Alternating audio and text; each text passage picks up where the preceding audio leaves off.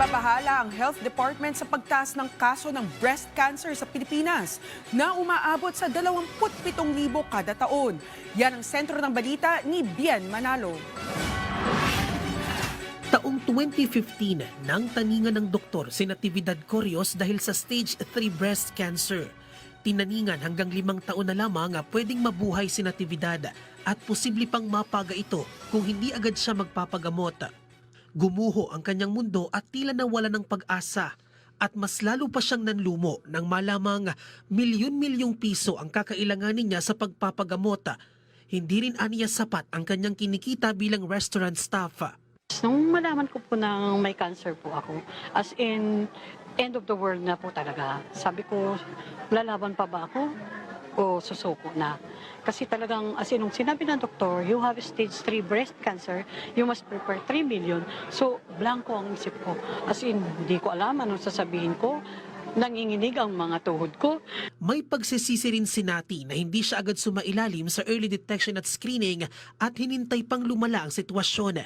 Pero hindi siya nagpatinag at lumaban para sa kanyang anak. 10 taon din siyang nakibaka sa sakit. At bilang isang cancer survivor, nais niyang magsilbing inspirasyon sa iba pang cancer patients na maging matatag at huwag mawala ng pag-asa. Early detection saves life.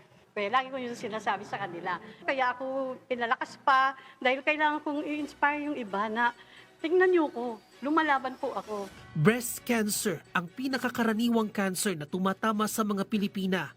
Ayon sa Philippine Cancer Society, Pilipinas ang may pinakamataas na kaso ng breast cancer sa Timog Silangang Asya.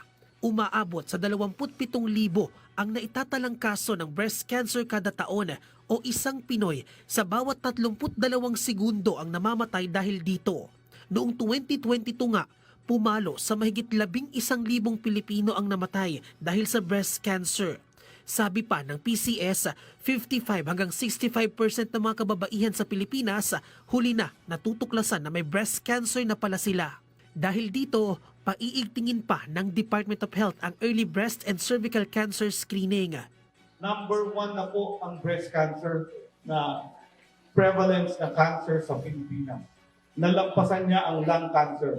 Number 1 siya, pero kalahati lang ng populasyon natin ang naapektuhan.